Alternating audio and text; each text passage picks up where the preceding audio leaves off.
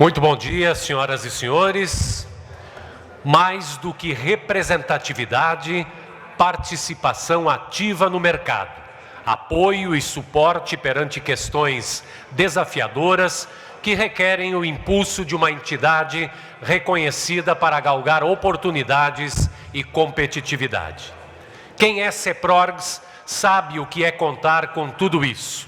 Sabe o que é pertencer a uma plataforma de negócios e representatividade única. Sabe o que é ter a seu dispor consultoria, assessoria e suporte especializado nas áreas de legislação, representação política, defesa de interesses econômicos e trabalhistas, ensino, empreendedorismo, inovação e startups. Ser CEPRORGS é obter retornos de dúvidas sobre a convenção coletiva de trabalho em até 4 dias úteis e declarações de vínculo e exclusividade em até 48 horas. É também usufruir de benefícios únicos, como convênios em diversas áreas, o que garante descontos e outras vantagens na contratação de produtos e serviços de inúmeros segmentos. Faça parte de um ecossistema que conecta empresas, universidades, centros de pesquisa e inovação, instâncias públicas e demais entes interessados na evolução do setor de TI. Seja CEPRORGS.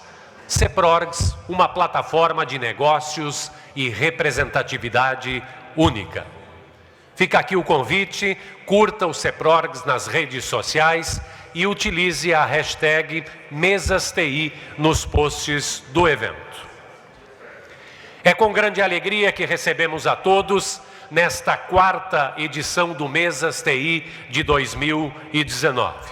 O MesasTI tem por objetivo promover a união de todos os agentes do setor de economia digital, proporcionar palestras e debates sobre assuntos atuais e criar espaço para o desenvolvimento de networking.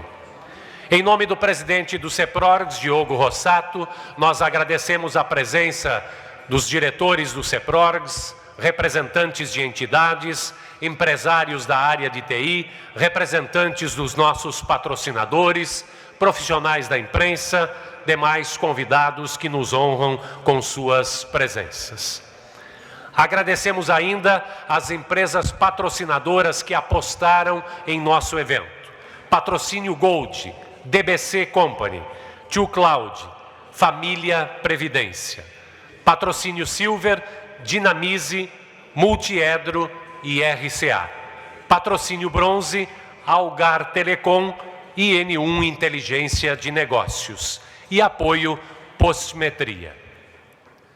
Lembramos que a revista Mercado TI será disponibilizada no formato digital através do site do CEPRORGS, mailing e redes sociais.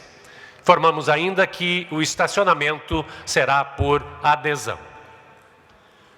Nossos agradecimentos desde já a Fernando Andreatta Torelli, nosso palestrante, que no encontro de hoje abordará o tema o desafio da tecnologia da informação para a entrega de valor em saúde na área pública e privada.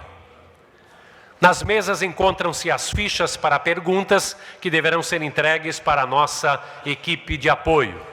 Também nas mesas encontram-se fichas para interessados em indicar seus contatos para empresas participantes do evento. Basta preencher a ficha e entregar para a equipe do CEPRORGS durante o evento. Convidamos agora para que faça uso da palavra o presidente do CEPRORGS, Diogo Rossato.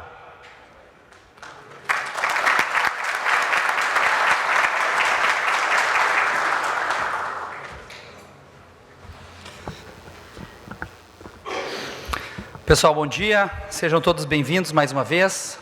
Mais um evento MesasTI aí, casa cheia. Isso é muito bom. É gratificante a gente ver o público aí presente, prestigiando os eventos do CEPRORGS. Importante dizer que, mais uma vez, vocês devem estar acompanhando aí as informações, as notícias do nosso país, e mais uma vez as questões o tema custo Brasil, ele volta a aparecer na capa aí dos principais meios de comunicação do nosso país, né? E o que a gente acaba se perguntando sempre é o que vem pela frente, o que a gente pode esperar por isso, né? O fato é que o CEPRORGS, e é importante ressaltar isso, né? Graças à participação do associado, da contribuição do associado, faz com que o CEPRORGS não fique parado com relação a essas coisas que vêm acontecendo e o CEPRORGS possa participar efetivamente dessas mudanças que o nosso país vem enfrentando. E, obviamente, buscando sempre manter o nosso setor, utilizando uma palavra bastante atual, né? Mantendo o nosso setor sustentável, né? Então, por isso, temas como liberdade econômica, atualização das normas trabalhistas, atualização do sistema tributário nacional, lei sobre a Autoridade Nacional de Proteção de Dados, enfim, entre outros tantos assuntos, o CEPRORGS vem trabalhando e são temas que estão na nossa agenda, com atuações em Brasília, juntamente com a FENAINFO e outras entidades nacionais. Hoje, nessa abertura do Mesas, a gente vai fazer um formato um pouquinho diferente nesse início. Depois nós vamos ter a participação aí do colega de CEPRORGS e do atual presidente da FENAINFO, Edgar Serrano, que vai falar um pouquinho mais para vocês sobre essas ações que a gente vem trabalhando e detalhar um pouquinho para vocês terem conhecimento do quão importante é o trabalho que a gente está fazendo em Brasília. É importante destacar aqui a realização do Mesas TI, que aconteceu em Caxias do Sul, no final do mês de agosto. Foi o primeiro Mesas TI fora de Porto Alegre, onde tivemos a casa cheia, sucesso absoluto, grandes patrocinadores e audiência super qualificada. Foi um pleito dos nossos associados e vinculados da região, na Serra, e perfeitamente construído e realizado pela Madeleine, que é a diretora de relacionamento do CEPRORGS, com apoio do Donald, nosso vice-presidente, do GU-CIO, o Inácio, das executivas Leila, Beatriz e Amanda. Então aqui eu deixo meu muito obrigado e reconhecimento pelo excelente trabalho que foi feito nessa entrega que a gente fez na Serra. Hoje o Mesas TI ele traz à luz aí uma reflexão do quão impactante é a tecnologia também para a área da saúde, isso é de conhecimento de todos, né? A importância, por exemplo, dos dados que hoje estão aí disponíveis, sejam eles com um viés de integração de informação, né, de forma a gerar as informações única e de forma rápida, né, para o usuário, para o paciente e assim por diante, para os prestadores de serviço principalmente. Seja pelo viés da informação propriamente dita, que é os diagnósticos para a tomada de decisão quanto a tratamentos que podem ser realizados. E também, se pensarmos um pouquinho mais adiante, a gente pode falar aí na estrutura mais proativa, né? Dessa forma proativa a gente consegue de modo informar quando o indivíduo poderá ter algum tipo de problema antes mesmo deste problema acontecer. Afinal, o que o setor público e o setor privado estão fazendo no nosso país para a gente ter efetivamente uma saúde de qualidade, né? Nós como sociedade. É claro que a gente não vai ter todas as respostas aqui, imagino eu, mas certamente a gente vai ter um pouco aí, uma pincelada nesse assunto aí, com uma pessoa que é autoridade no setor da saúde, o senhor Fernando Torelli, que eu desde já agradeço aceitar o convite aí do CEPRORGS, na figura do Donald Reis, e agradeço também de antemão a presença de todos vocês. Aproveitem bastante mais este grande evento feito pelo CEPRORGS. Obrigado, pessoal, bom evento.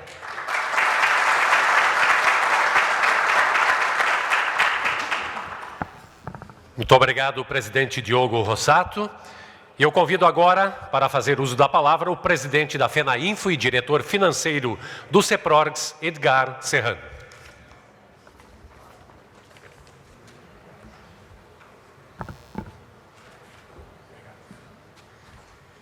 Bem, bom dia, uma satisfação estar aqui com vocês. Eu tenho 5 minutos, foi que me deram para mim não atrapalhar o tempo do Torelli, e vou tentar realmente cumprir esse prazo. que o objetivo é mostrar as ações que a FENAINFO tem feito em conjunto com o CEPROGRESS, que são importantes e relevantes para todos nós, para todos vocês. Esse slide é só para explicar a FENAINFO, onde é que ela está, o contexto dela dentro da pirâmide sindical nacional e, assim, da mesma forma, o CEPROGRESS. A CONTIC é a Confederação Nacional da Tecnologia da Informação e Comunicação. Ela é par de uma CNI, de uma CNC, e que tem 3 federações abaixo. A FEBRATEL, que representa as empresas de telecomunicações, Vivo, TIM, Claro. FENAINFO, as empresas, então, de serviços de TI. E a FENINFRA são as grandes empresas que fazem a infraestrutura de telecomunicações, os cabos, são empresas gigantes que fazem esse tipo de trabalho. Abaixo da FENAINFO nós temos os sindicatos, o CEPROGRESS e vários outros dos demais estados do Brasil. Então o nosso trabalho, né, vinculado à FENAINFO com o CEPROGRESS, ela chega na confederação. Até 3 meses atrás eu era o presidente da confederação, que é um rodízio entre os presidentes das federações, com o objetivo de ter uma atuação mais forte política em Brasília. Então, as nossas ações a gente dividiu em 2 grupos, legislativas e trabalhistas.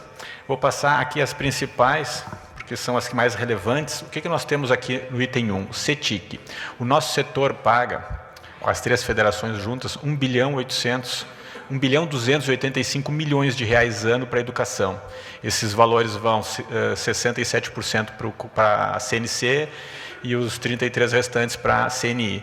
E esses valores lá ficam e nós temos que treinar todo o nosso pessoal. Isso é muito injusto, temos feito um trabalho bastante forte para criar um projeto de lei para que esse dinheiro seja destinado aos treinamentos para o nosso setor.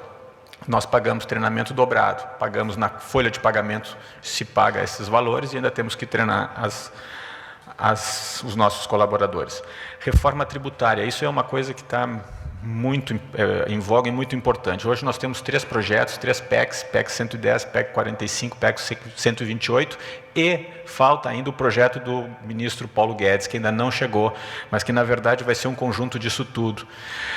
Estava essa semana conversando com outras entidades, nós estávamos juntos em Brasília, com o próprio presidente Rodrigo Maia, e já estava muito avançado, uma dessas propostas ia para frente. Naquele mesmo momento se anuncia a demissão do Marco Sintra, que estava com aquele projeto, que ainda que não se gostasse da CP, ela iria substituir os 20% sobre a folha. Saímos dali, quando a gente descobre isso, vai conversar com o Aguinaldo Ribeiro, que é hoje o líder da maioria, que é o responsável, o deputado relator, pela reforma tributária. E ele diz, agora não sei o que vai ser. Dia 19, em São Paulo, para o setor de serviços, vai ser apresentado a reforma tributária para serviços, já está marcada a data, estamos confirmados, e eles vão ter esses poucos dias para trabalhar e fazer um novo projeto. Não tem como não ser assustador, né? Porque é um projeto que ele mesmo disse, o mais importante do país, vai ser agora refeito em uma semana. Para vocês terem uma ideia por que disso, os impostos são absurdamente altos. Em Porto Alegre nós pagamos 2% de ISS, então seria PIS/COFINS mais ISS dá 5,65, vai para 25 pontos percentuais. Ou quem paga 5% de ISS vai de 8,65 para 25. É um absurdo. A gente já tem 3 emendas para uma das 3 PECs que já existem para reduzir isso à metade e depois fazer uma compensação com os 4,5% de INSS. Mas mesmo assim, a tendência é que aumente, então está sendo um trabalho muito forte. Como funciona em Brasília? Quem não reclama, o pessoal entende que está bom e avança. Então a gente está reclamando muito e mostrando que é inviável isso. A justificativa dos parlamentares é, vocês são serviços, repassem para a ponta, mas não vai ser assim, tu não vai conseguir dizer que hoje eu tenho que aumentar, digamos, 15 pontos percentuais, um serviço de 100 mil vai passar a ser 115 e no outro dia a empresa vai pagar, vai ter problema. Enfim, trabalho bastante forte nesse sentido. Tem que ser rápido, vamos lá. Liberdade econômica, trabalhamos bastante sobre liberdade econômica, que vocês viram foi aprovado e é um marco realmente no Brasil. É um pequeno grande passo, é uma fresta de luz no Brasil. Nós vínhamos com uma política desde sempre completamente contrária ao empreendedorismo. A liberdade econômica ela vem para isso. Ainda é federal, mas já começa os projetos estaduais e municipais. Para vocês terem uma ideia, hoje em Porto Alegre, se tu pudesse construir uma casa, um prédio, tu vais pedir um alvará. É para ser 3 meses. Vai levar 5, 6, 7 anos, tu não consegue o alvará.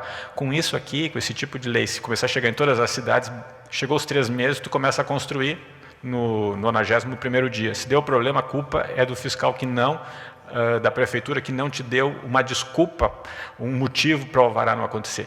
Multiplica isso em todo o Brasil, são coisas desse tipo que estão acontecendo. Nós apoiamos, foi o deputado Jerônimo Gerten, aqui do Rio Grande do Sul, e aqui tinha muita coisa trabalhista também, que a gente vai ver no outro slide. Então isso avançou, a gente apoiou. Regulamentação da profissão, em média tem de 4 a 5 projetos nesse sentido. A gente chegou no senador Chico Rodrigues, que é o vice-líder do governo e responsável por essa área, e nos manifestamos contrários, porque já tinha um projeto que estava avançando. E ele disse, eu só estava aguardando alguém da sua cidade dizer que não, porque o presidente da República é contrário, e nós vamos vetar todos enquanto estivermos. Inclusive, vocês devem ter visto na imprensa, eles tentaram terminar com o OAB, com o CREA, entre outros, e aí eles não conseguiram. Mas porque eles não acreditam que isso não possa existir, é um cartório, entre aspas, muito grande, e gera um lobby político e desvirtua a situação, que ia ser um desastre para a TI. Se tu não tivesse uma carteirinha de TI, tu estarias fazendo exercício ilegal da profissão. Temos aqui também a parte do proteção do trabalhador face ao processo de automação. Isso aqui é de um senador gaúcho, Paulo Paim, que quer impedir que as empresas façam automação comercial e industrial. Isso é um desastre indiretamente para o nosso setor, porque aí não vão nos contratar. A alegação é que o Brasil não está preparado para as tecnologias, e isso vai desempregar pessoas. Em parte é verdade, mas agora colocar o Brasil nas trevas em função disso seria um problema da educação e formação para essas pessoas, né? Então a gente conseguiu também, estamos fazendo um lobby muito forte com outras entidades em Brasília para não deixar passar, inclusive com o gaúcho Paulo Ebel, que é o secretário da desburocratização, trabalha com o Paulo Guedes, para impedir que isso avance. Por quê? É absurdo, mas de uma hora para outra entra naquelas votações relâmpago e é aprovado. E aí olha o problema que a gente teria.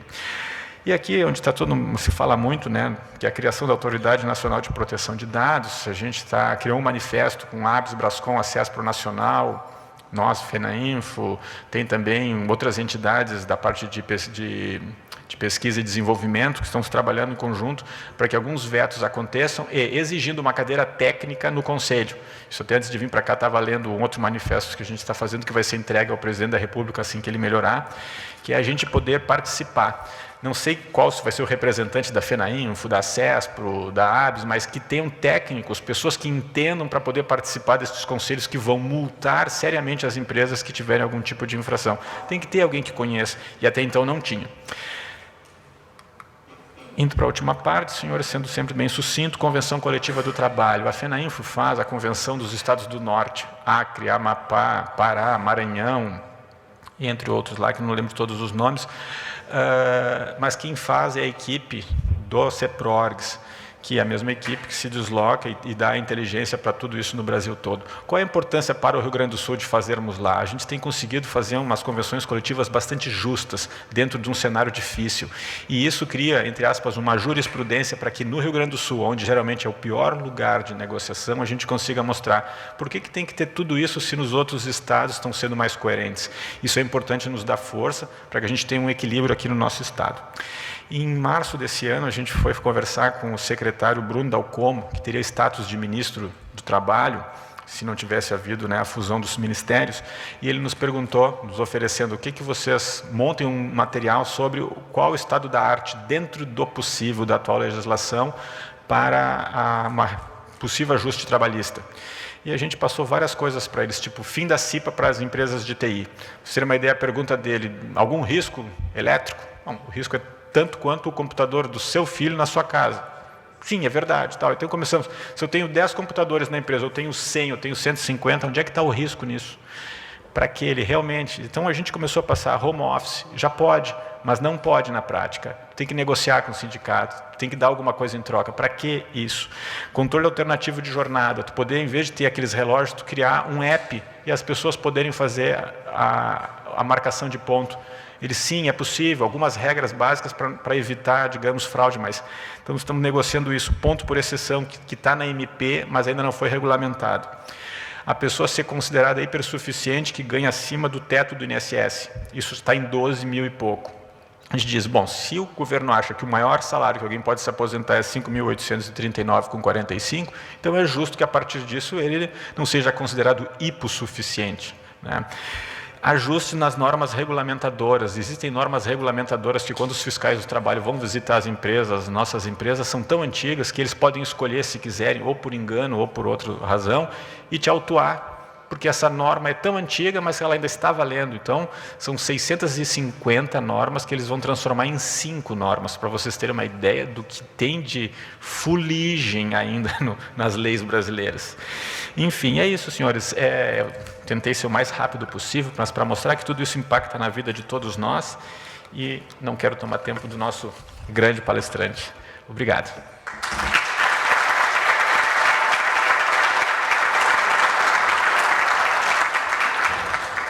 Muito obrigado, Edgar Serrano, pela importante apresentação.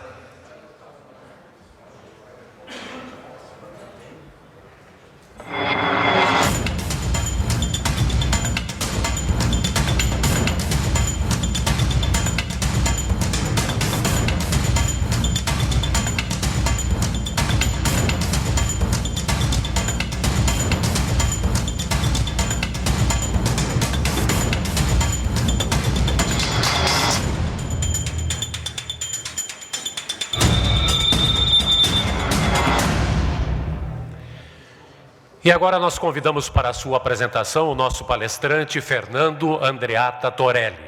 Fernando Torelli é economista, pós-graduado em Administração Hospitalar e Administração de Recursos Humanos. Atuou em cargos executivos no Hospital de Clínicas de Porto Alegre, Hospital Mãe de Deus, Hospital Moinhos de Vento e Hospital Sírio-Libanês. Mais recentemente, ocupou a função de CEO do Hospital Moinhos de Vento e diretor executivo do Hospital Sírio-Libanês. Atualmente, ocupa a função de assessor técnico da Central Nacional Unimed, 6ª maior operadora de planos de saúde do Brasil. Com a palavra, então, para a sua apresentação, o executivo Fernando Torelli.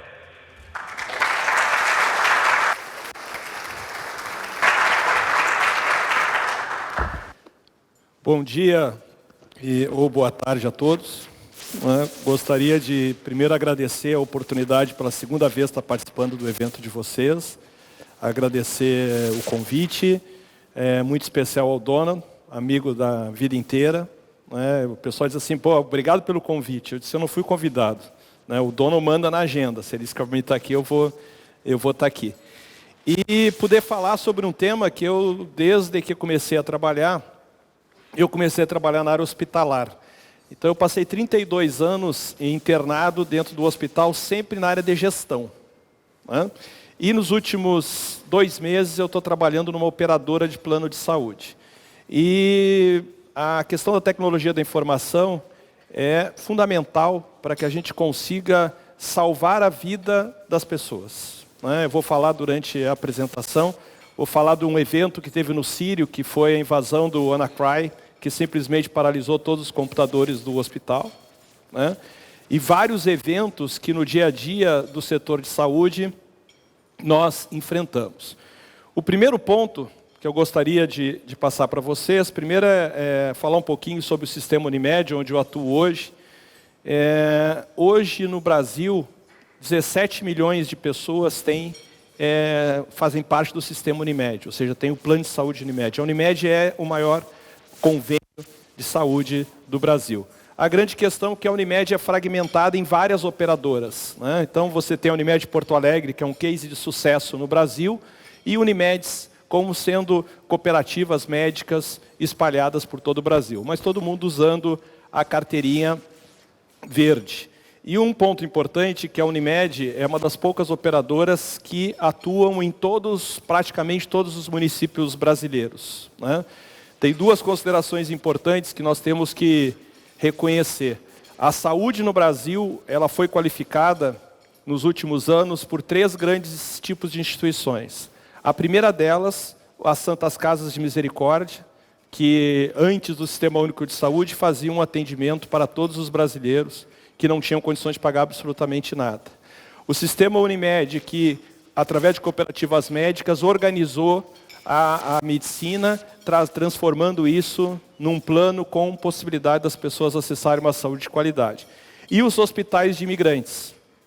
O Hospital Moinhos de Vento, em Porto Alegre, um hospital da colônia alemã, o Hospital Einstein, um hospital da colônia judaica, o Sírio da colônia sírio-libanesa. Então, são imigrantes que vieram para o Brasil e que fizeram uma grande contribuição para a saúde brasileira. Então, o sistema Unimed ele tem uma importância fundamental nessa construção. Aqui está a participação do sistema Unimed no cenário pelas regiões. Hoje, a Central Nacional Unimed atua em São Paulo e em outros lugares do Brasil, eu vou explicar para vocês. Aqui são o número de beneficiários da Unimed sobre o número de beneficiários de plano de saúde. Você vê aqui participação médica, quantos médicos são cooperados em relação aos médicos que existem no Brasil, mostrando a importância. E a Central Nacional Unimed, onde eu estou trabalhando hoje, ela nasceu para atender os planos nacionais. Então você tem, por exemplo, uma empresa que nem o Itaú, Santander, e não vai fazer contrato com cada Unimed em cada lugar do Brasil. Então ele assina o contrato com a Central Nacional Unimed. Hoje é a maior operadora do sistema Unimed, possui 323 sócias, que são as Unimedes do Brasil, e realiza essa volumetria aqui de exames. Aqui alguns dos clientes da Central Nacional Unimed. E aqui um ponto importante do sistema. A Unimed nasceu para atender os planos nacionais, atender a esta necessidade do sistema Unimed. Mas, ao longo dos anos, nós tivemos problemas com algumas Unimedes, em São Paulo, Salvador, Brasília, São Luís, e o sistema Unimed definiu, então, que a Central Nacional assumiria como sendo a operadora daquelas cidades. Então, hoje, em São Paulo, a Central Nacional Unimed faz a gestão de saúde dos planos destas localidades que nós temos aqui. E existe uma questão bem importante, que além de ter informações consolidadas, o grande desafio da sociedade econômica atual é a escala, é o tamanho. E você tem hoje no sistema Unimed 200 prontos atendimentos e 120 hospitais. Só tem um problema, um não conversa com o outro. E um não compra o material junto com o outro. Então, um dos nossos desafios é fazer a integração de todos esses 10 mil leitos numa única rede, como, por exemplo, nós poderíamos ter o prontuário do beneficiário Unimed, que em qualquer lugar do Brasil ele teria acesso às suas informações. Então, esse é um desafio da nossa área de tecnologia da informação. Nós vamos falar sobre gestão e saúde, e eu queria começar fazendo algumas perguntas para vocês, que eu acho importante.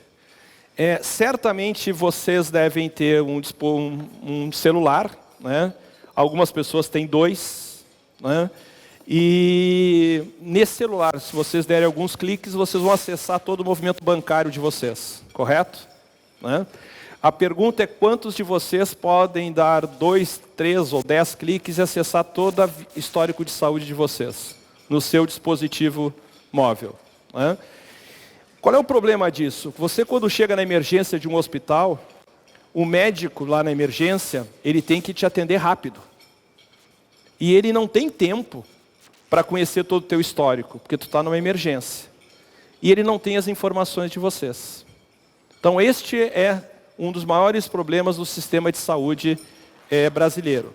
Se você vai a Portugal, todos os hospitais, todos os prestadores são obrigados a dar informações por um sistema de registro único, que pode ser acessado em todas as instituições. Então imagine, se eu tenho um exame que eu fiz há 2 anos atrás, é importante eu ter o acompanhamento disso disponível para o médico que vai me atender em qualquer lugar do Brasil.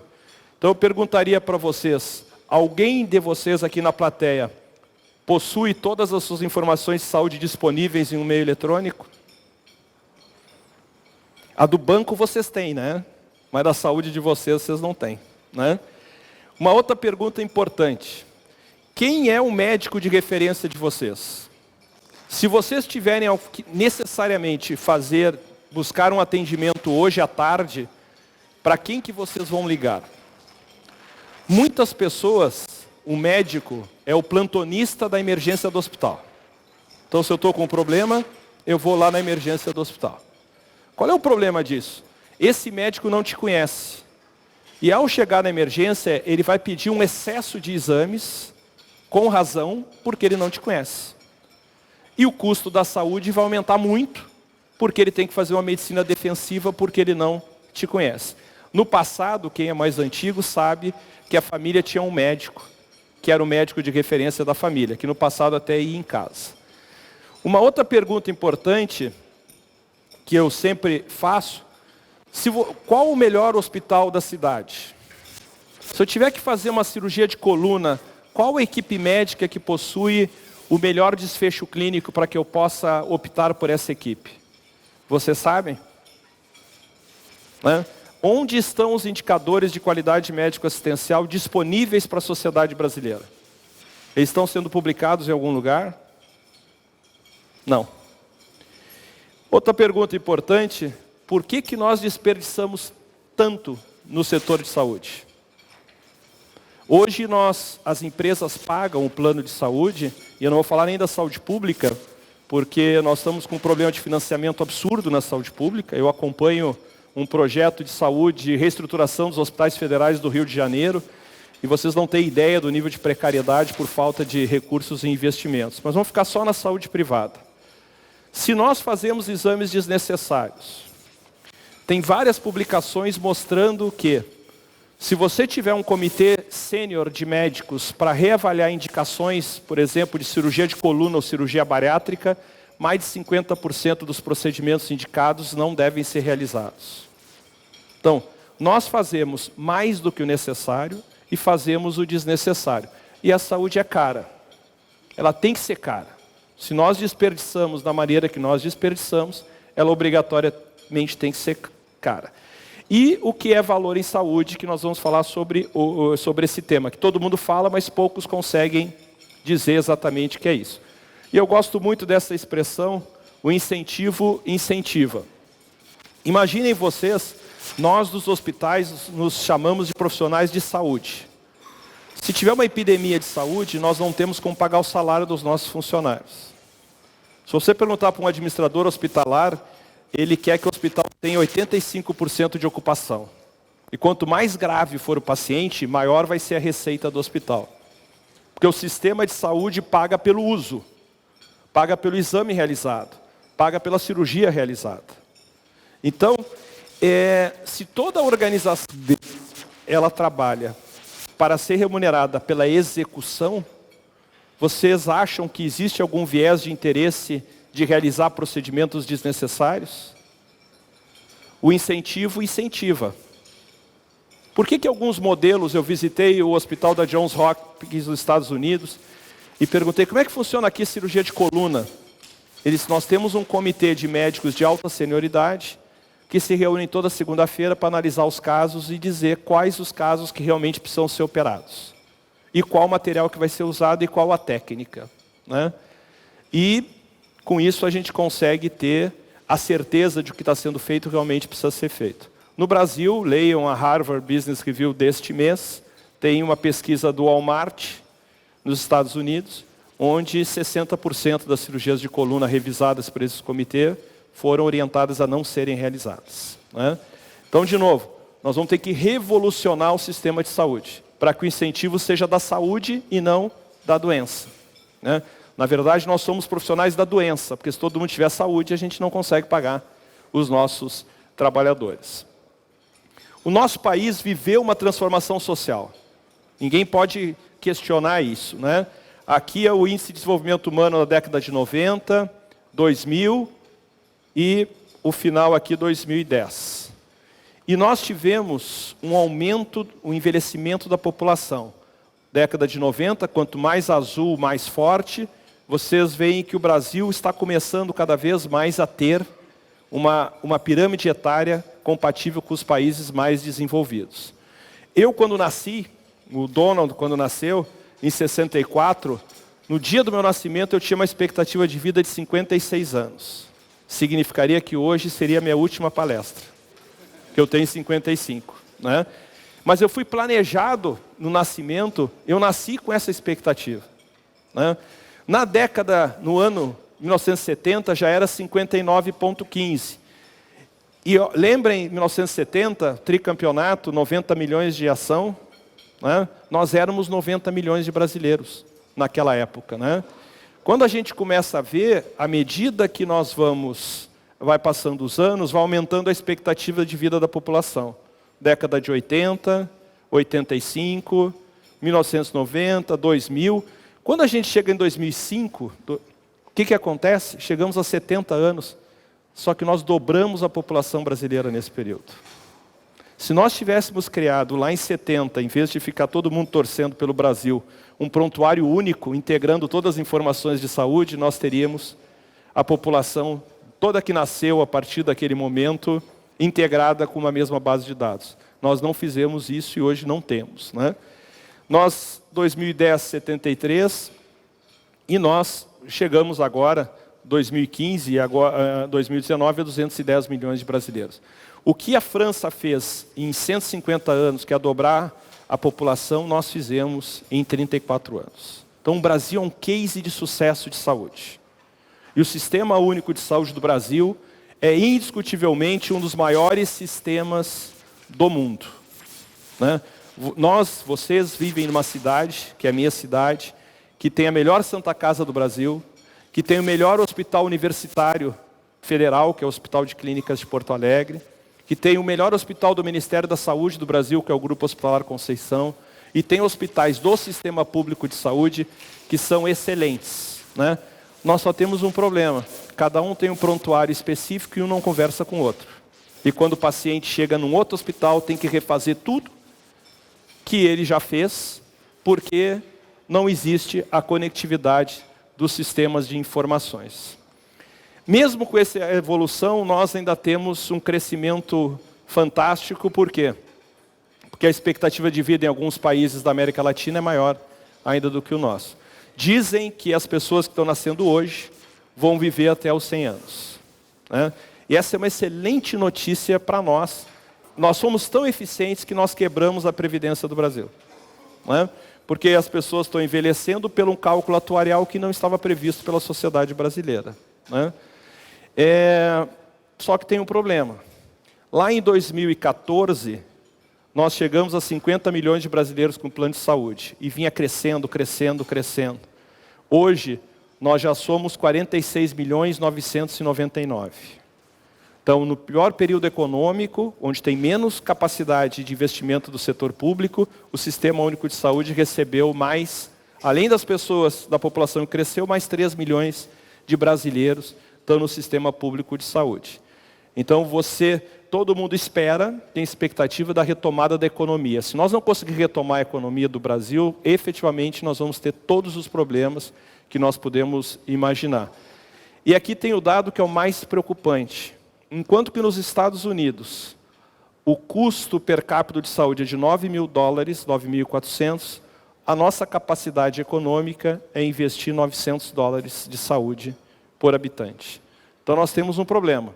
Nós vamos ter a pirâmide etária dos países desenvolvidos com a riqueza do Brasil. E com o desperdício absurdo nos nossos processos. Porque nós não temos a conectividade das informações. Isso é bom porque não tem mais tempo para isso, né? Não existe mais anos, existem meses, não tem mais meses, tem semana. Então nós não temos mais opção. Ou nós vamos trabalhar rápido para reorganizar o sistema de saúde, ou nós vamos cada vez ter mais pessoas excluídas deste processo. A pirâmide etária será totalmente transformada, né? Nós teremos população cada vez mais idosa. Isso tem um impacto importante. Nós temos, neste momento do Brasil, o que se chama a tripla carga epidemiológica. Nós não resolvemos os problemas no trânsito. Então, quem vai num país da Europa, transporte público, metrô, trem, nós não temos isso. Nós não temos a segurança, então nós continuamos com crimes. Então nós temos a característica de epidemia das causas externas. Nós não conseguimos ainda erradicar as doenças transmissíveis e estamos tendo agora a carga das doenças crônicas, que são a carga de países desenvolvidos mais envelhecidos. Então nós vamos viver ao mesmo tempo o desafio de enfrentar as três situações, que na maioria dos países do mundo você já venceu algumas delas, né? E aqui tem, ao longo da nossa idade, a quantidade percentual de doenças crônicas que nós teremos. Então, muitas pessoas hoje fazem controle quase para a vida inteira da diabetes, hipertensão. Né? Nós temos a questão da obesidade, que são comorbidades e são doenças que vão nos acompanhar por muito tempo. Não é aquela doença aguda que eu vou na emergência do hospital, resolve, eu vou para casa. Você vai ter que ser tratado por essas doenças ao longo de toda a sua vida. Né? E aí, de novo, o que nós fizemos aqui? Nós temos um modelo hospitalar no Brasil. Se vocês olharem os países mais desenvolvidos, eles diminuíram o número de hospitais para ter hospitais realmente de boa qualidade. E transformaram aqueles pequenos hospitais quase em que centros de cuidados médicos de promoção e prevenção. E é o que vai acontecer no Brasil. Muitos hospitais vão fechar e vão quebrar. Isso é bom para a população. E ficarão aqueles hospitais para fazer procedimentos de alta complexidade mais qualificados e preparados. Esse é o movimento que aconteceu no mundo inteiro.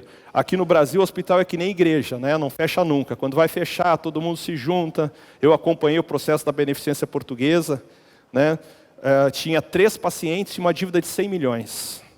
E a sociedade inteira disse, não podemos fechar a Beneficência Portuguesa. Né?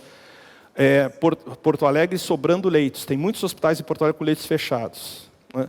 E não tinha. A Beneficência Portuguesa continua agonizando, continua de porta aberta, mas se a gente realmente tivesse a racionalidade, ela não precisaria estar hoje operando, e nós deveríamos aumentar mais leitos na Santa Casa, que é na frente, que possui já todo um processo de complexidade adequado.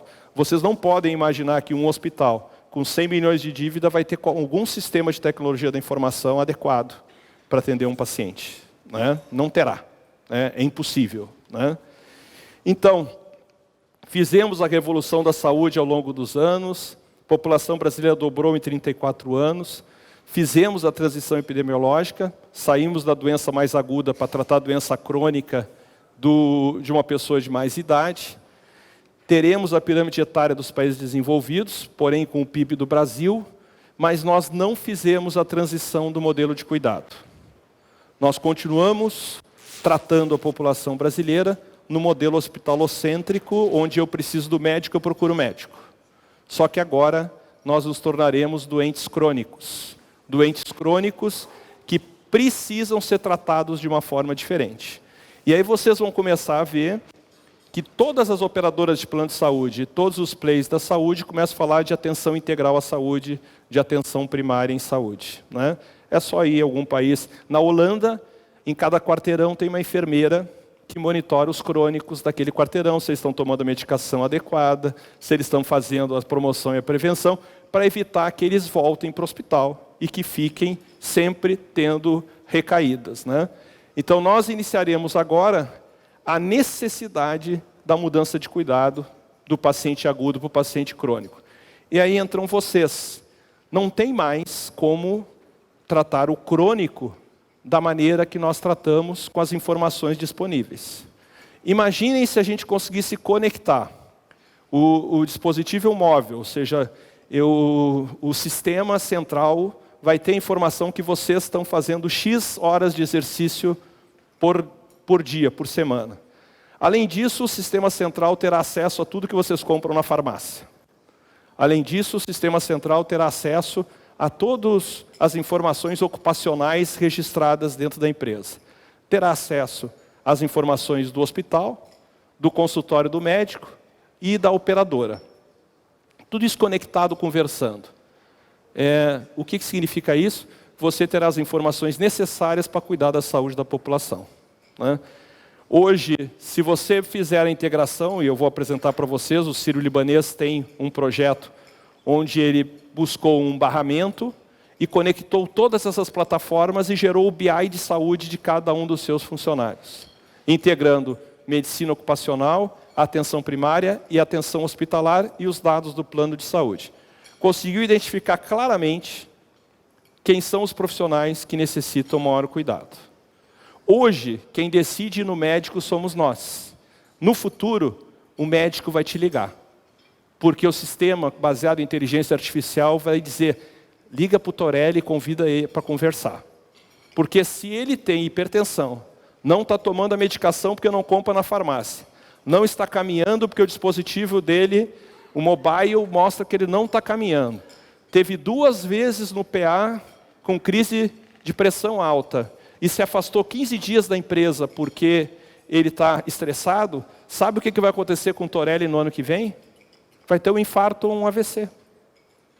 Nós vamos nos envergonhar poucos anos à frente pela falta de conectividade e trabalhar as informações já disponíveis no sistema de saúde.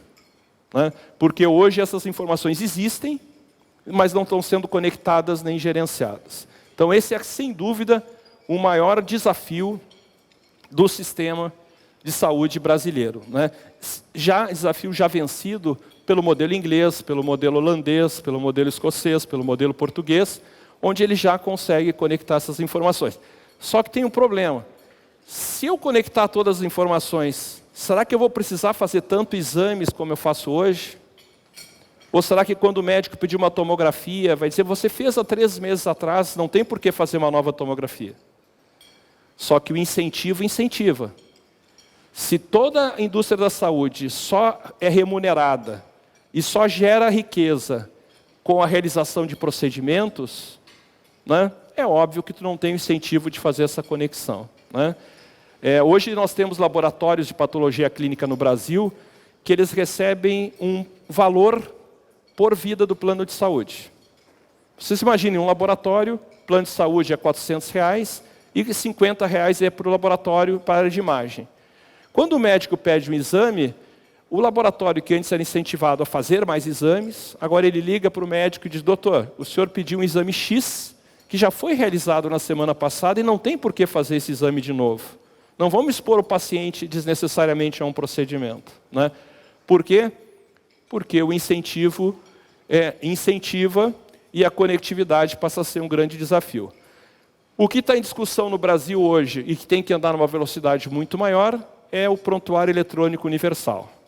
Cada um de nós vai ter um cartãozinho e todas as nossas informações, independente de onde nós formos, público ou privado. Quer ver um dado interessante? Quando você é vacinado no posto de saúde, você tem a carteirinha de vacinação. Se você é vacinado numa clínica privada, a clínica privada não alimenta o sistema da clínica pública. E se tu quiser saber quem foi vacinado no Brasil, você não sabe. E o que está acontecendo hoje no Brasil? Está baixando a cobertura vacinal e São Paulo, o maior pânico em São Paulo é o sarampo. E tu não tem como fazer uma gestão pública se tu não tiver essas informações, todas elas conectadas. De novo, o que o mundo já fez. Aqui tem uma publicação importante, mostrando que 30% do que nós gastamos em saúde, hoje é ineficiência. Porque nós fazemos procedimentos desnecessários e repetimos sistematicamente cuidados que não são necessários e ainda somos ineficientes no processo. Né? Então, se nós eliminarmos 30% o custo da saúde, mais pessoas terão acesso à saúde de qualidade.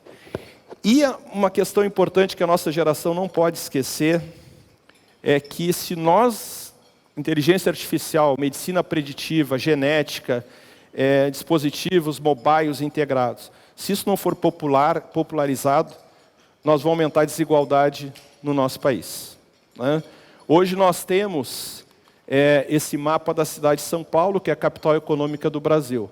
Quem mora no bairro mais rico tem a expectativa, idade média ao morrer, de 81,58. E quem mora no bairro mais pobre, 58 anos. Então, quando a gente fala da aposentadoria com 65, 60 anos, esse bairro aqui nunca terá um aposentado. Né? 40% é a diferença, é a desigualdade da idade média a morrer na cidade de São Paulo, que é a capital econômica do Brasil. Então, um outro grande desafio nosso é como levar tudo que nós estamos dizendo aqui para a população. Porque depois você não sabe porque é assaltado na sinaleira, você não sabe porque tem tanta criminalidade, porque você tem uma diferença absurda. Se você ir para a questão da mortalidade infantil, aqui você tem, em Pinheiros, no bairro do Pinheiros, menos um percentual muito pequeno de mortalidade infantil por cada 1000 crianças. Se você for para um outro bairro, o bairro mais pobre, isso chega a quase 15. crianças, né? Então, a desigualdade é um ponto importante. Tudo que nós fizermos tem que ser possível levar para os 210 milhões de brasileiros. Eu acredito muito no sistema público de saúde do Brasil, né? Acho que tem milhões de problemas, mas se não fosse ele, nós não teríamos aumentado a expectativa de vida do Brasil como nós implementamos. Eu fiz uma pesquisa no Google sobre Porto Alegre, porque São Paulo, a diferença é de 40%, e Porto Alegre, né? Porto Alegre é 13% a diferença, porque nós temos bons hospitais públicos em Porto Alegre. Então, a gente tem que se orgulhar que a diferença, as desigualdades na nossa cidade são menores que as desigualdades no grande centro econômico. A solução, caminho, projeto, gestão populacional, atenção primária, uma estratégia necessária para a saúde pública e privada. Cada um de nós temos que obrigatoriamente ter o nosso médico que vai fazer a gestão do nosso cuidado. A grande diferença é como se nós tivéssemos o gerente do banco, nós vamos ter o gerente de saúde, que vai cuidar da nossa saúde. A única diferença é que o gerente do banco tem acesso à nossa vida financeira. Então, nós temos que dar acesso ao médico para que ele seja o gerente de nossa saúde. As empresas não conseguem mais pagar os planos de saúde. Quando a gente diz que 50 milhões de brasileiros tinham plano de saúde e agora 47 milhões, na verdade, o que mais cresceu nos últimos anos do Brasil foram os planos de saúde de baixo custo. Vocês já devem ter ouvido falar de Apvida e outros. Então, o segmento privado de saúde que nós estamos acostumados perdeu mais de 10 milhões de vidas nesse período. Porque as empresas não conseguem mais pagar planos de saúde de maior valor agregado. Aqui é uma publicação da Harvard. O que está acontecendo? Grandes empresas americanas estão comprando diretamente dos hospitais. Elas buscam no sistema de informações os dados, indicadores de qualidade do hospital e passam a trabalhar diretamente com os hospitais, com o modelo de não remunerar pela doença, e sim de remunerar pela saúde, pagando bônus quando a população da empresa tem melhor saúde. O empresário está mais preocupado que a sua equipe tenha saúde e com isso tenha mais produtividade, porque ele gasta X com plano de saúde e ainda gasta Y com um funcionário afastado. Então as empresas começam a entrar nesse sistema como uma alavanca importante de modificação. Esta aqui é a publicação da Harvard deste mês, que também trata da questão saúde. Não mais viver da doença, e sim, não mais sobreviver da doença, e sim viver da saúde. Esse é o desafio da cadeia produtiva da saúde. A grande questão é que você tem que ter todas as informações, né? Aqui nos Estados Unidos, as empresas começam, elas, a criar centros de excelência para identificar quais são as instituições que possuem melhor performance nas devidas especialidades, pagamento recompensado com metas de custo e qualidade, né? Favorecem as instituições que têm indicadores de segurança do paciente e a medição de qualidade divulgada para a sociedade, estimula a relação com instituições que tenham equipes de trabalho com método colaborativo e centrado no paciente, disposição para criar preços de pacotes integrados e competitivos. Eu vou remunerar uma cirurgia X moedas, né? E este é o valor que todo o tratamento está embutido. Vou dar um exemplo para vocês. O que acontece hoje com um paciente num hospital onde os funcionários não têm o hábito de fazer higiene de mãos adequado? Esse hospital tem mais infecção hospitalar. Se ele tem mais infecção hospitalar, o paciente fica internado mais tempo, correto? Se ele fica internado mais tempo, a conta do paciente aumenta ou diminui? Aumenta. Então, uma medida de proteção à saúde do paciente gera uma receita maior para o hospital, né? É um erro conceitual do nosso sistema. Porém, somente será possível se manter competitivo com o uso intensivo de informações, né? E isto, nós vamos falar sobre isso. Aqui está a publicação da Harvard, falando para as empresas, para o RH das empresas e para os donos de empresas, que eles deram, um manual de como trabalhar assistência médica. O passo 1, custo, qualidade e satisfação dos colaboradores. Reúna dados e estabeleça metas. Reúna dados e estabeleça metas, né? Aqui o Sistema Unimed em São Paulo lançou um produto, um plano de saúde baseado em atenção primária com informações conectadas. Ou seja, o beneficiário deste plano terá um médico e todo o sistema de atendimento terá as informações disponíveis para este médico. Reduziu 26% o custo da saúde pela conectividade, pela gestão das informações. Que são as clínicas. A atenção primária à saúde não pode ser a porta de entrada, tem que ser a base do sistema de saúde. Então nós vamos reorganizar o sistema de saúde do Brasil com base na atenção primária, na promoção e na prevenção e na conectividade de todos os dados. Espero que nenhum de vocês tenha passado pela experiência de ficar numa UTI, num leito de UTI.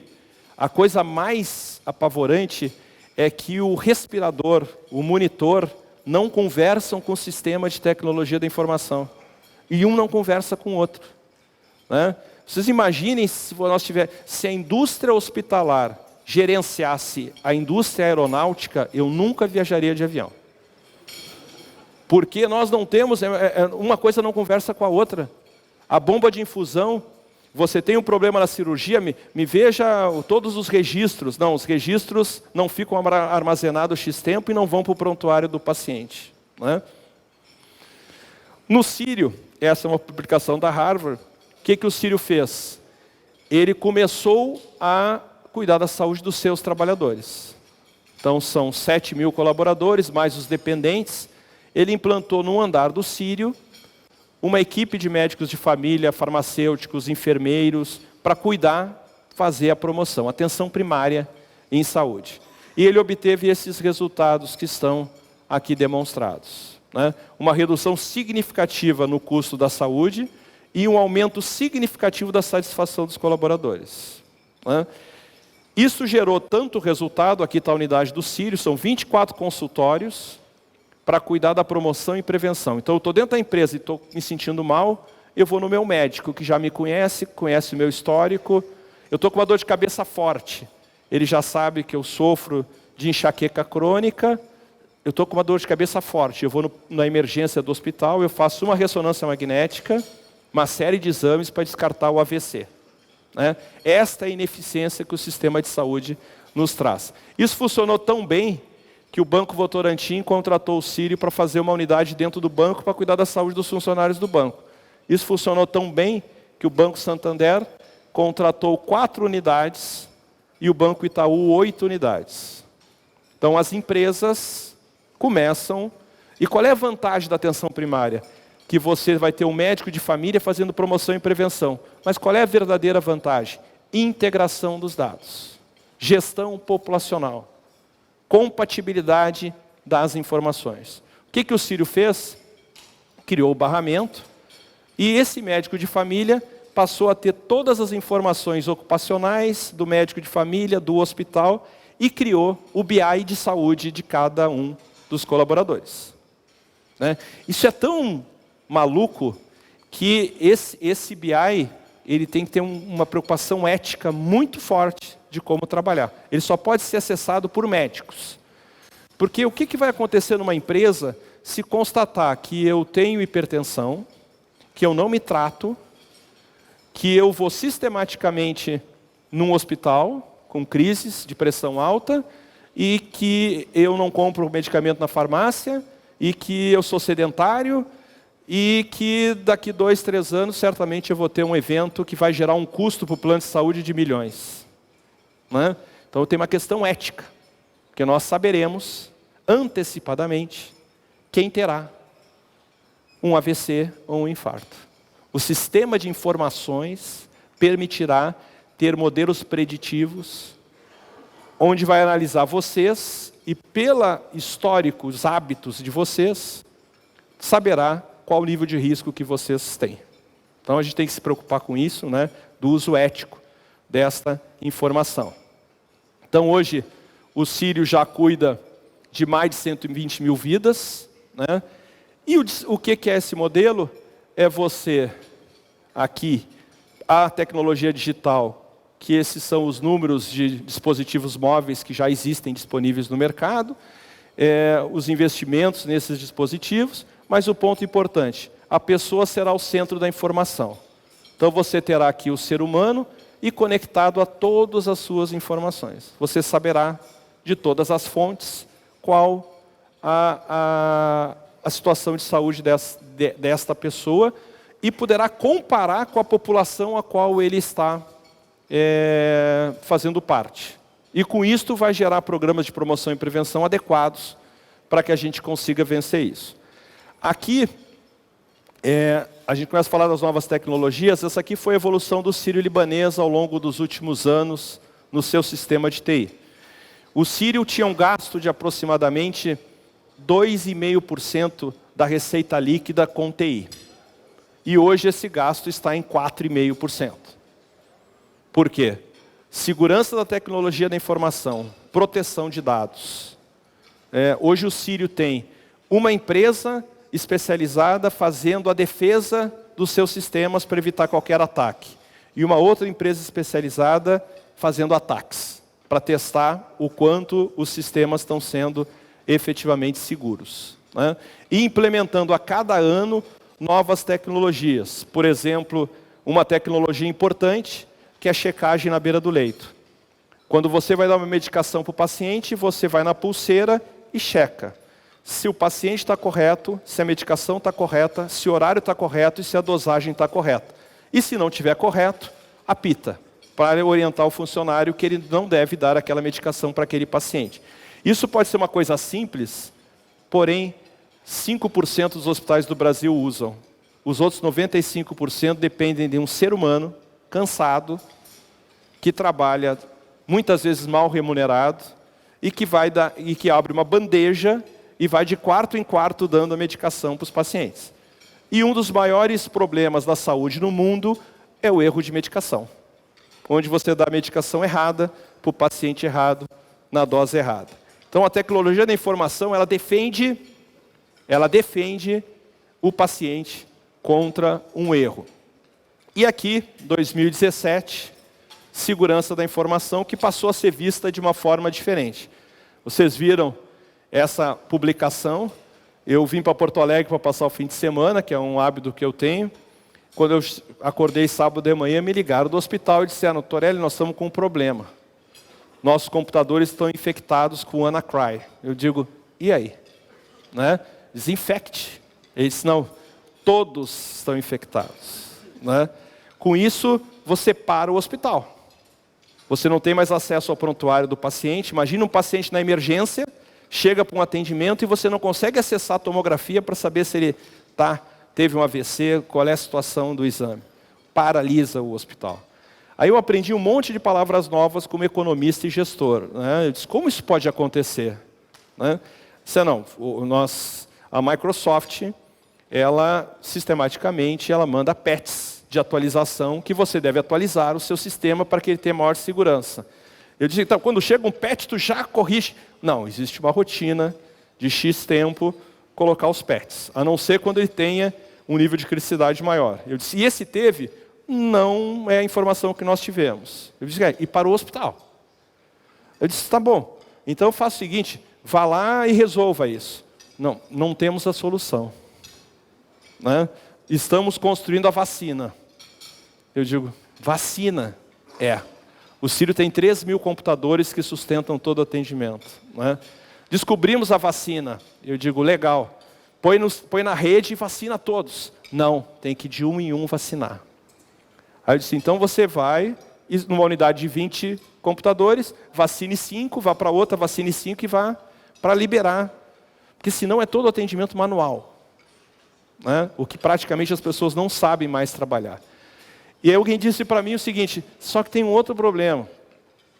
Muitas tecnologias importantes do hospital rodam na plataforma do Windows XP. Eu digo, e eu com isso? Né? O Windows XP não tem mais patches de proteção, nem vacina. Eu digo, que legal! Né? De novo, eu fico contente que nós não gerenciamos a indústria aérea. né? Porque seria uma catástrofe, né? Vocês imaginem uma semana para restabelecer a operação de um hospital lotado com 500 pacientes graves, né? Desde lá, a área de segurança da tecnologia da informação, o orçamento fez assim, ó. Eu digo, cara, quem inventou isso deve ser o fornecedor que vende segurança da tecnologia da informação, porque nós estamos em pânico, né? Nós estamos em pânico pelo acontecido. Na sequência, o Hospital de Barretos também teve um ataque e paralisou as quimioterapias. Doente com câncer, precisa fazer um tratamento e foi paralisado, né? E a grande suspeita é se as informações de saúde das pessoas hoje já não estão sendo comercializadas nas webs piratas. E se a invasão em alguns hospitais não está acontecendo sistematicamente, sem que o hospital perceba que isso esteja acontecendo, né? Porque o Sírio conseguiu fazer o investimento necessário e hoje tem o estado da arte. Mas, né, a gente sabe que a maioria dos hospitais do Brasil não tem a condição financeira para esse processo. E aí você entra dentro de um hospital, isso aqui é o Sírio no passado, nós temos aqui 46 formulários do atendimento do paciente, cada etapa, né? E aí você faz um registro, faz outro registro, faz outro registro. Quando chega no hospital, perguntam 50 vezes qual é a tua idade, né? E mais, você registra num lugar que tu tem alergia a um medicamento, e isso não gera informação para o outro. Você pode estar recebendo uma medicação inadequada, né? O hospital fez um investimento e hoje tudo está migrando para uma plataforma integrada. E hoje nós já temos fornecedores que estão conectando nessa plataforma dispositivos móveis, que se por acaso eu fizer um exame e esse exame der um problema mais grave, o meu médico vai receber no seu telefone, no seu celular, olhe o exame do Torelli com prioridade, porque apareceu algo que você tem que olhar.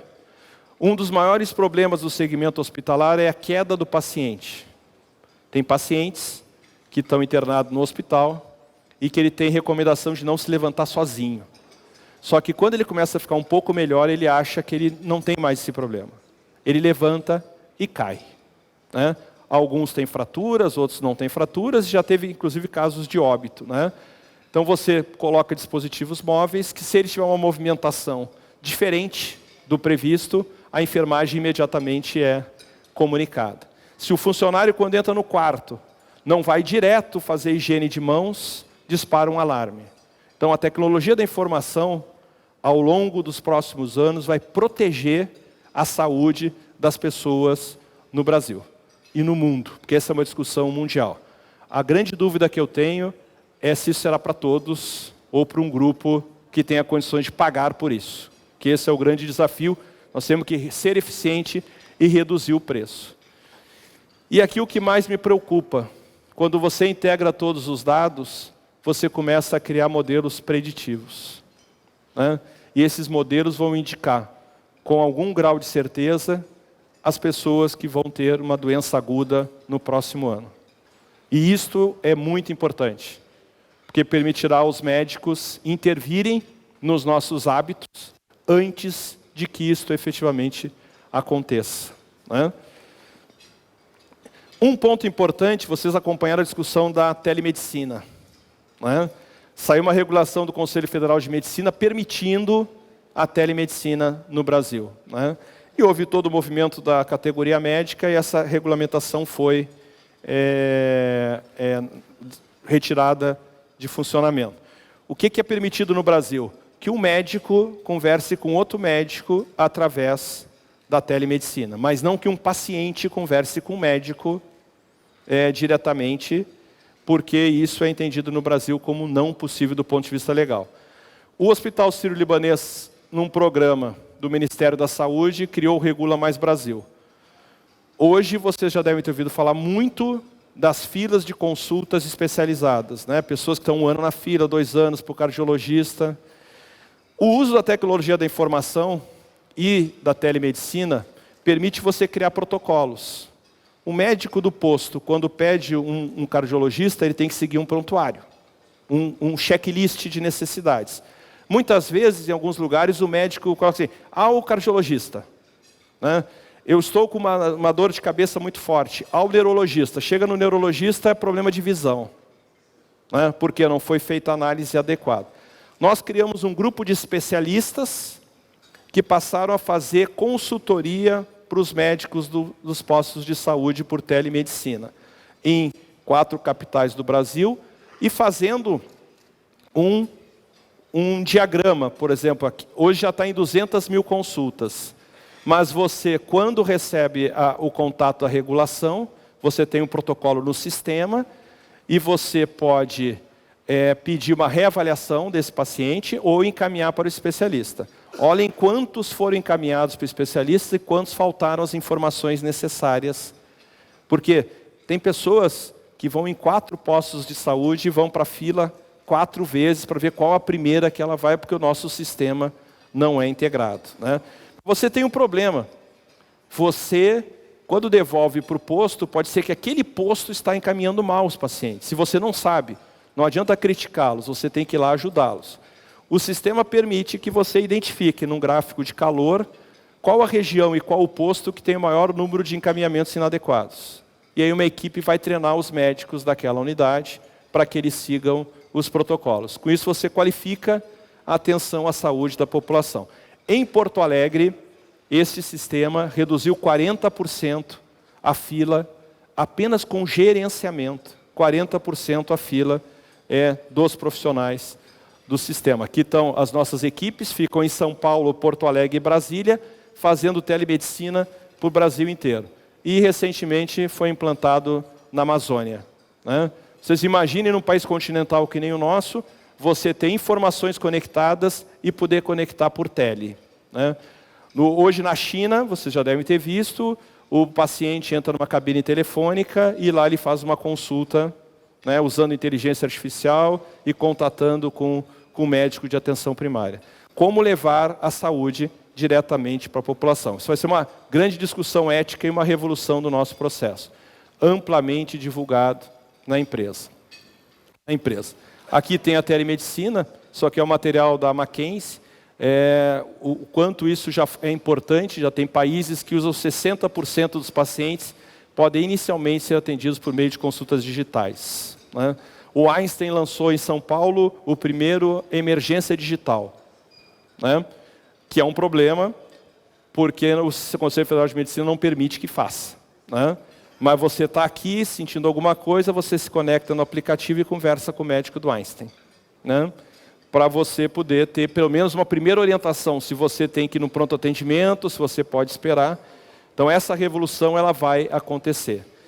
Este é um hospital gerido pelo Sírio, num dos bairros mais pobres da cidade de São Paulo, do sistema 100% Sistema Único de Saúde, e ele não tem condições de ter neurologista 24 horas, 7 dias por semana. E quando alguém chega lá com uma dor forte de cabeça, tu não sabe se é um AVC ou não.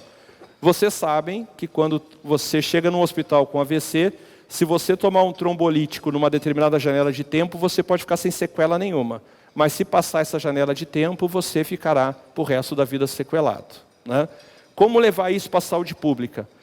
O paciente, quando chega lá, ele entra em contato por telemedicina, pelo sistema, passa todas as informações dos exames através do sistema, e o médico que está no pronto atendimento na emergência do Sírio, na Bela Vista, em São Paulo, faz o diagnóstico junto com o médico do hospital, recomenda o trombolítico ou não recomenda o trombolítico, né?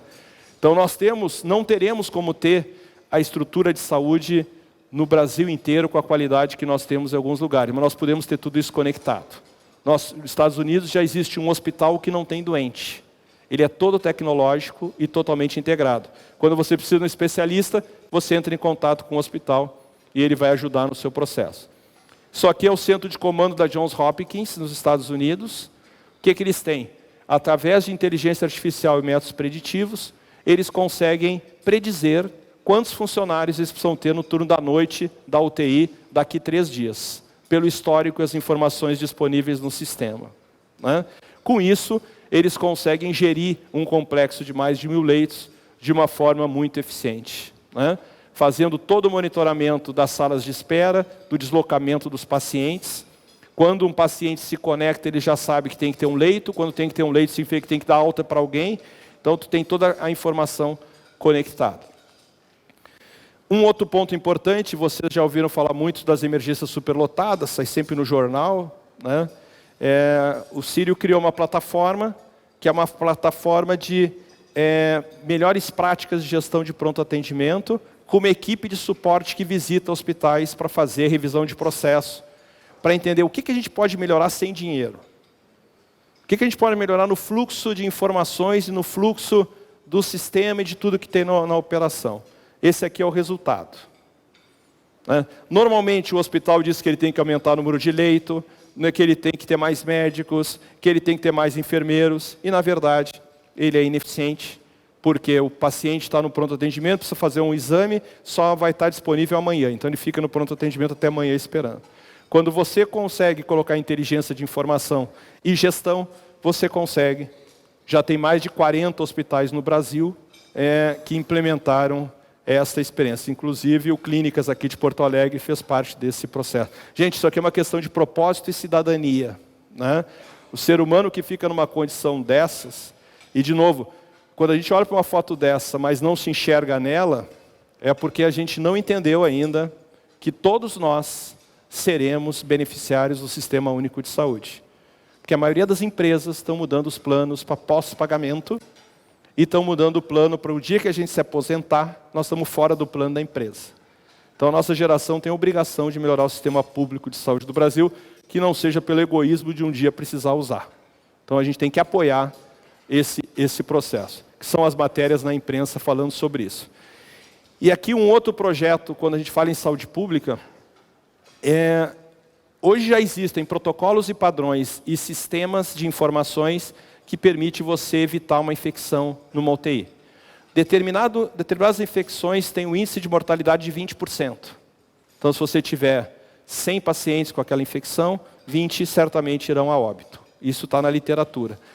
O Sírio Einstein, o Moinhos de Vento aqui em Porto Alegre, o HCOR e o Hospital Alemão Oswaldo Cruz fizeram uma colaborativa com o Ministério da Saúde. Essa colaborativa tem 119 hospitais do Brasil integrando as informações dos protocolos, treinando esse povo aqui, totalmente conectado, e já conseguiu reduzir 1.000 mortes em hospitais públicos nos últimos 2 anos, reduzindo a infecção hospitalar. E muitas vezes a redução acontece por um dispositivo móvel que indica que o determinado colaborador não está fazendo a higiene de mãos adequada. Ou seja, a TI protege a vida das pessoas, como também não protege, né? Então nós viveremos uma revolução do uso da tecnologia. Vocês devem ter visto um hospital da Redditor, que foi o que o Bolsonaro está fazendo a operação, fez a operação, o Death Star, o Vila Nova Conceição, que é um hospital onde o paciente fica conectado ao seu prontuário. E ele fica vendo tudo o que está acontecendo com ele dentro do hospital, né? Nem todo paciente gostaria de saber tudo o que está acontecendo, mas ele tem acesso a essas informações. Ele, apertando alguns botões, ele conecta com as diversas áreas do hospital. Então ele sabe que o médico prescreveu medicamento X tal hora. Chega aquela hora, se o medicamento não chegar, né, ele vai reclamar. E se chegar outro, ele vai reclamar também. Eu não sei porquê o nome do doente que está no hospital chamou ele de paciente, porque ele tem que ter paciência, né, para esperar todos os procedimentos que muitas vezes não acontecem na velocidade adequada dentro de uma instituição de saúde. O Ministério da Saúde, que é o cérebro da saúde brasileira, tinha 40 sistemas que não conversavam um com o outro. Nós fizemos um trabalho no Ministério e criamos o centro de comando do ministro, onde ele integra todas as informações de todos os sistemas para poder fazer uma política pública adequada. Porque tem lugares que precisam de mais leito de UTI pediátrica, outros lugares que precisam de determinada especialidade, e infelizmente o Ministério não conectava todos os sistemas, e hoje tem essa plataforma. Muitas pessoas vão na justiça e o juiz manda fazer determinado procedimento que não é adequado. Foi criada uma plataforma de inteligência, onde especialistas registram na plataforma para que o juiz, quando vai dar um parecer, ele acesse essa plataforma, um sistema com base em evidência médica, para dizer se efetivamente ele vai dar ou não o direito àquele paciente. Ou seja, nós estamos usando um sistema para que todos os juízes podem acessar. E agora foi lançado mês passado, o juiz tem acesso ao médico do Einstein. Ele tem que dar um parecer de uma ação judicial para o medicamento, ele tem a base de informações construída pelo Sírio, e ele pode botar no botão, ele vai ter acesso ao médico do Einstein para ajudar ele a tomar uma decisão. Porque nem sempre uma liminar dizendo que eu tenho que fazer uma cirurgia é melhor para mim.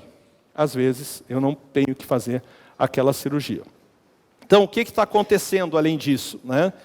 Sistemas de inteligência de informação permitem empresas de medicina diagnóstica implementarem modelos de remuneração baseado em capitation. Como o laboratório vai ter todas as minhas informações, ele aceita o risco. E ele vai cuidar do meu diagnóstico. E não vai receber por exame. Ele vai receber um valor todo mês, né? A inteligência artificial apoiando a interpretação de exames de imagem. A máquina hoje já é mais assertiva em alguns procedimentos que os médicos. É óbvio que o médico sempre vai ser necessário, mas talvez ele não seja só o laudador, talvez ele seja quem vai voltar para a equipe próximo ao paciente para ajudar os demais médicos na condução do diagnóstico. A captura maior do volume, do número de informações sobre saúde de cada pessoa será o diferencial. Quem tiver as informações conectadas e geridas adequadamente será o grande player de saúde. Temos um grande problema da medicina personalizada, porque o custo dela é imenso, e a gente sequer consegue pagar o custo atual. Então, hoje existem testes genéticos que dizem qual é a propensão de vir a ter doenças no futuro. Integração de dados com interoperabilidade, medicina ocupacional, operadora, prestador, farmácia, dispositivos móveis. Lá em Portugal, o médico ele aperta no botão e a prescrição já vai para a farmácia. E lá na farmácia está autorizado a vender a medicação, e depois ele aperta no botão dizendo que ele levou a medicação, né? Com isso, o médico sabe, pelo menos, que ele comprou a medicação, né? O grande desafio agora nos dispositivos mobiles é saber se ele tomou a medicação, pedindo para ele informar a hora e a medicação que ele tomou. Então, em breve, e essa frase aqui, por favor, guardem, que para mim é a frase mais importante. Em breve, poderemos predizer, com bom grau de assertividade, eventos agudos que poderão ser evitados. Imaginem alguém ligar para vocês dizendo, olha, com base no teu histórico de saúde, que do jeito que você cuida de você mesmo, você está alto risco de vir a ter um evento agudo no próximo ano. Quem sabe você muda um pouquinho seus hábitos de vida para evitar que isso aconteça, né? Saberemos isso, né? Tem toda uma discussão do quanto é importante o autocuidado. Se eu não cuidar de mim, gente, não adianta sistema de saúde competente, né? Se eu não mudar meus hábitos, se eu efetivamente não tiver ações de autocuidado, não há dinheiro que pague o cuidado da saúde. Aqui em Maryland, nos Estados Unidos, já há o transporte de órgãos por drone, né? E aqui o trabalho da McKinsey mostrando os 8 temas principais para a saúde do Brasil, e a tecnologia e inovação centrada no cidadão é um desses temas. Então, isto hoje está em discussão tanto na área pública quanto na área privada. O paciente passa a ser conectado. O Sírio começou a criar conselhos de pacientes, né? Conselhos de pacientes, para que eles tenham acesso às informações, né? Discutindo com os pacientes o que é valor em saúde. Para muitas pessoas, valor em saúde é ter um livrinho do plano de saúde com acesso a 200 clínicas e 200 médicos. Quando valor em saúde é fazer só o que é necessário fazer, monitorar depois de feito se melhorou, avaliar a experiência e eliminar o desperdício, né? Aqui tem todo o contexto mundial desse processo. E aqui um outro ponto importante. Todas as empresas dos senhores publicam balanços. Eles são publicados e auditados por uma auditoria externa independente. Lá no Sírio, nós fizemos a mesma coisa. Nós publicamos na internet nossos indicadores de infecção e auditados pela Ernst Young, para que exista credibilidade na informação, né? Para que a gente efetivamente possa saber se o paciente e os hospitais, cada vez mais no Brasil, se eu trabalhasse nas empresas dos senhores, eu só gostaria que na rede, para atender meus colaboradores, tivesse hospitais acreditados. Que hospitais que sofreram uma auditoria externa sobre o processo de qualidade e segurança. 5% do Brasil são acreditados. Os Estados Unidos não abre a porta se ele não for. Um hospital acreditado investe em tecnologia para notificação de possíveis erros, falhas, para melhorar os seus processos. Aqui é a evolução do Hospital Sírio-Libanês. Alguém vai dizer, teve 13 mil oportunidades no Sírio acontece isso. O Sírio sabe, monitora e publica. O que acontece nos hospitais que não monitoram, não sabem e não publicam? Né? O cuidado não termina quando você sai do hospital. Existe um consórcio internacional que ele faz o quê? Com todas as instituições. Eu fiz uma cirurgia, depois de 3 meses eu estou melhor, eu estou pior, de acordo com a referência internacional.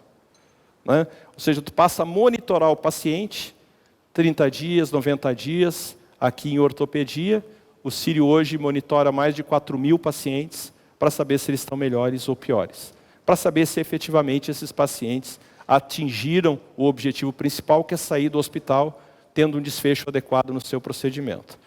Aqui, o futuro será remunerar os hospitais. Você vai saber qual é o índice de desfecho de cada hospital e vai remunerar os hospitais desta forma.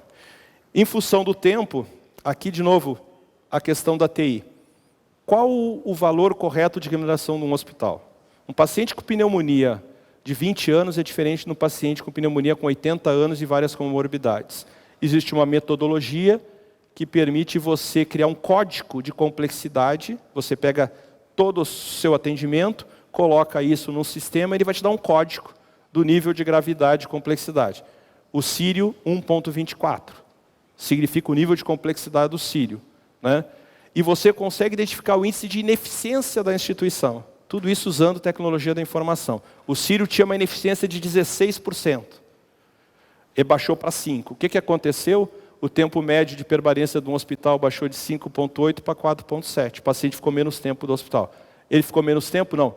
É bom, ele ficou o tempo correto. Só que o que aconteceu no Sírio? A receita caiu 50 milhões. Porque as operadoras remuneram com base nas diárias. Né? Então agora criar um modelo de remuneração que valorize a eficiência. Para isso nós temos que fazer a codificação de todo o sistema. Aqui eu vou deixar para vocês, mas eu quero terminar minha apresentação em função do tempo com esta apresentação que está aqui, que é um caso de TI. Né? Como eu disse para vocês, a Restinga é o bairro mais saúde pobre da cidade de Porto Alegre. E você, por que ele é saúde pobre? Porque do tempo, algumas doenças você tem que ter X minutos para chegar no pronto-socorro ou em algum hospital, né? Um infarto, um AVC. E o tempo de deslocamento até Restinga era maior, o que significava que os pacientes morriam na ambulância. O Hospital Moinhos de Vento, junto com a Prefeitura Municipal, na época do prefeito Fortunati, desenvolveu um projeto para construir um hospital lá na Restinga. Só que não era um hospital. Era trabalhar a conectividade das informações populacionais. Para isso se entrevistou várias pessoas da comunidade para saber qual é a doença que precisa ter médico nesse hospital. E montar uma estrutura de saúde que efetivamente atendesse às necessidades da população e gerar uma base de dados. Né? O hospital começou a ser construído, hoje já está com 5 anos de operação, é o único hospital do Brasil, público ou privado, que tem ar-condicionado central em todo o hospital, todo um projeto arquitetônico, é um hospital horizontal, né, que permite que tu tenha um consumo de energia muito menor, reutilize água, tem toda energia solar, e principalmente esse hospital tem um grande problema, porque ele não teriam trabalhadores para trabalhar, porque os profissionais de saúde estão no centro e não tem lá na Restinga. Então, durante a obra do hospital, se trabalhou em formar os moradores da Restinga como técnicos de enfermagem. Né? E esses profissionais ficaram 1 ano vindo ao Moinhos de Vento, com ônibus, alimentação, transporte e o curso gratuito, para que a comunidade da Restinga cuidasse da saúde dos seus moradores. Né? Integrando as informações dessa população. Agora, com o prefeito Marquesan, foi criada a clínica de família lá na Restinga, neste hospital, para a conexão dos dados, para que tu possa fazer gestão populacional. Então, esse é um exemplo de que a estrutura de saúde ela tem que seguir uma inteligência de informações. Caso contrário, você vai ter um desperdício e não vai conseguir efetivamente buscar o resultado. E eu termino a minha apresentação, aqui foi à meia-noite na inauguração, no dia seguinte veio a presidenta Dilma com 200 ministros políticos, né? Mas a verdadeira inauguração aconteceu na noite anterior, onde as pessoas da comunidade abriram a porta do hospital. Né? O hospital que abre a porta, acende a luz, que nunca mais apaga e que nunca mais fecha, porque o hospital trabalha 365 dias, né, todos os dias, para atender a saúde da população. Então, quando você consegue fazer um modelo de gestão em saúde conectada com um sistema de informações, você consegue reduzir mortes e você consegue dar uma saúde com mais dignidade para a população. Obrigado.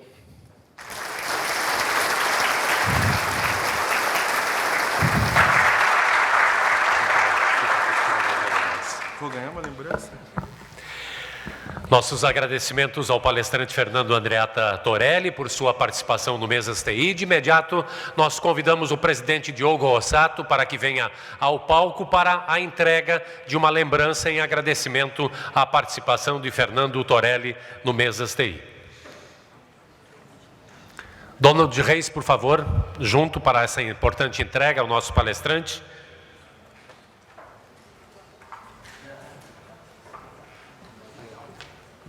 Obrigado. Só fazer um registro, pessoal. Há um auditório na Restinga, inclusive, que, em virtude de todo esse trabalho, recebeu o nome, né, do nosso palestrante aqui. Então, mais uma vez, obrigado. Muito bom.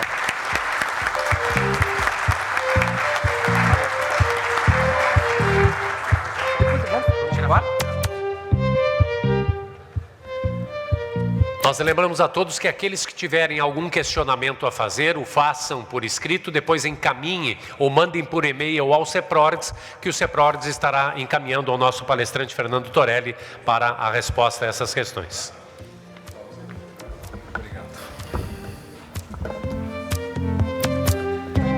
Mais uma vez, muito obrigado a Fernando Andreatta Torelli por sua participação no Mesas TI. Informamos que a pesquisa de satisfação será enviada por e-mail via software SurveyMonkey. Contamos com a participação de todos para que possamos estar sempre melhorando os nossos eventos e oferecendo conteúdo que agregue valor às suas empresas. Lembramos que no dia 8 de novembro realizaremos a última edição de 2019 do Mesas TI aqui em Porto Alegre. Em breve, mais informações sobre essa edição do Mesas TI. Divulgue sua marca, seja patrocinador dos eventos do CEPRORDS, saiba como através do e-mail comunicacau@ceprorgs.org.br. Mais uma vez, nossos agradecimentos aos patrocinadores, Patrocínio Gold DBC Company, Tio Cloud, Família Previdência, Patrocínio Silver, Dinamize, Multiedro e RCA. Patrocínio Bronze, Algar Telecom e N1 Inteligência de Negócios e apoio Postmetria. E nós vamos agora aos sorteios desta edição do Mesas TI. Importante, lembramos mais uma vez, o sorteado tem que estar presente no momento do sorteio. Eu convido a Karen para que venha aqui ao palco com a urna para nós realizarmos os sorteios. Convido Edgar Serrano e Lisandro Jacobos, da empresa DBC Company, um dos nossos patrocinadores, para que venham ao palco para o sorteio de uma cesta de vinhos entre os participantes. Vamos ver quem será o Felizardo ou a Felizarda.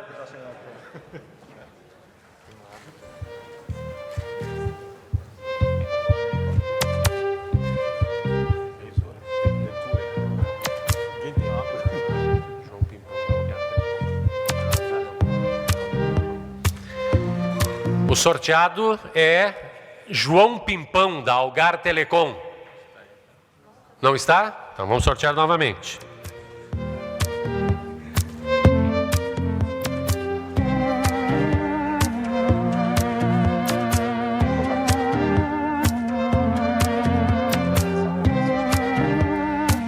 Erventon Dias Moraes, da ATS Hospitalar. Também não está? Sortear novamente.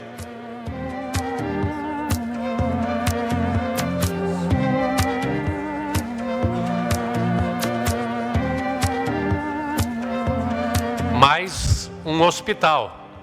Fundação Hospital Centenário de São Leopoldo, Matheus Gomes da Silva. Matheus, parabéns, Matheus.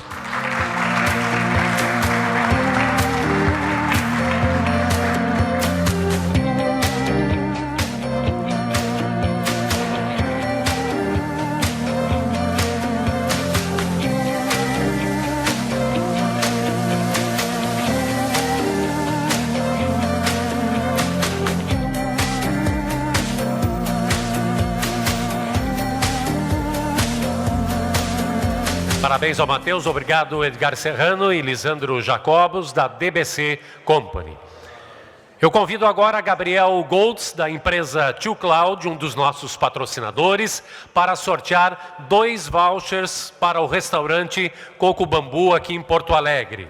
Vamos ao primeiro voucher então.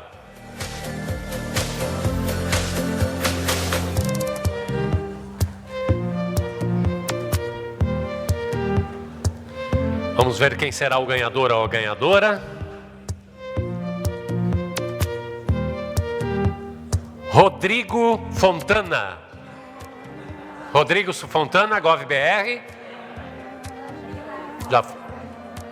Tá aí o Rodrigo. Parabéns, Rodrigo.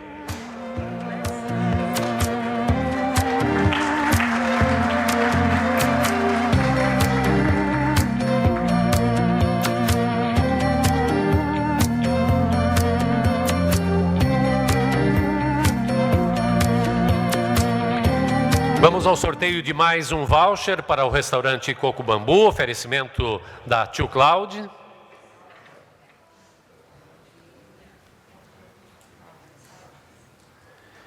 E é da Cabergs, Vitor Hugo Hoffman. Vitor Hugo, já foi? Já foi.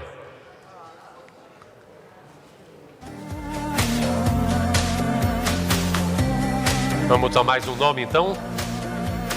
Vamos ver quem será o sorteado ou a sorteada. Uma mulher agora. E é do SESI RS, Letícia Lessa da Silva. Letícia, parabéns.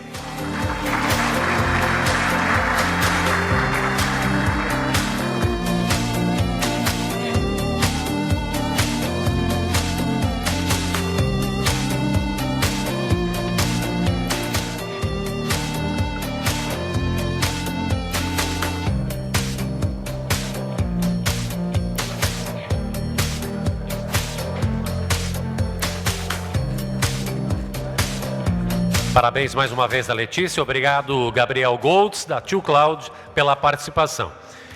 E eu convido agora o diretor de Previdência da Família Previdência, Saul Pedron, para que venha ao palco para o sorteio de uma cesta de produtos coloniais da Família Previdência.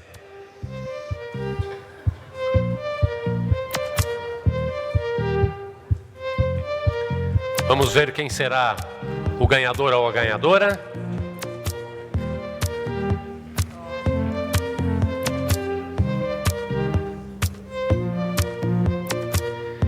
E é Leonardo Cunha, Sinosserra. Parabéns, Leonardo.